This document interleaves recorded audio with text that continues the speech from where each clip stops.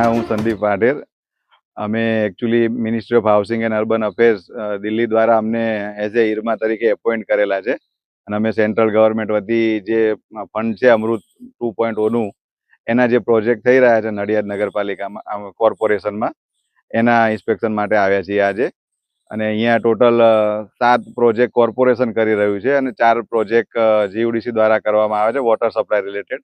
આ સિવાય સીવરેજ નેટવર્કના પણ પ્રોજેક્ટ જીયુડીસી દ્વારા કરવામાં આવી રહ્યા છે. ઓવરઓલ કામ સારું થઈ રહ્યું છે, પણ થોડું ઘણું જે નાના મોટા સુધારાની જે સજેશન હોય છે અમે દર વિઝિટમાં આપતા રહીએ છીએ. અને કોર્પોરેશનના સ્ટાફ અને જીયુડીસી દ્વારા જે ઇમ્પ્લિમેન્ટ કરવાનું કહીએ છીએ એ ઇમ્પ્રુવમેન્ટ જોવા મળી રહ્યા છે.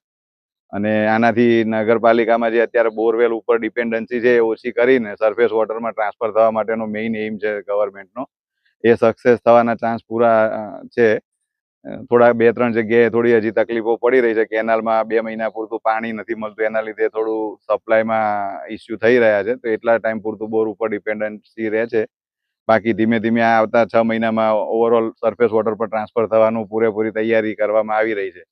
આ સિવાય પણ બીજા મિસિંગ જે એરિયા રહી જાય છે એના માટે કોર્પોરેશન બીજી યોજનામાં પણ સમાવેશ કર્યો છે અને મોટા ભાગે સરફેસ વોટર ઉપર ટ્રાન્સફર થવાના આપણે પ્રયત્નો ચાલુ છે, જેથી ગ્રાઉન્ડ વોટર બચાવી શકાય અને સારું ઓછા TDSનું પાણી આપણા સિટીના દરેક મેમ્બર્સને મળી રહે.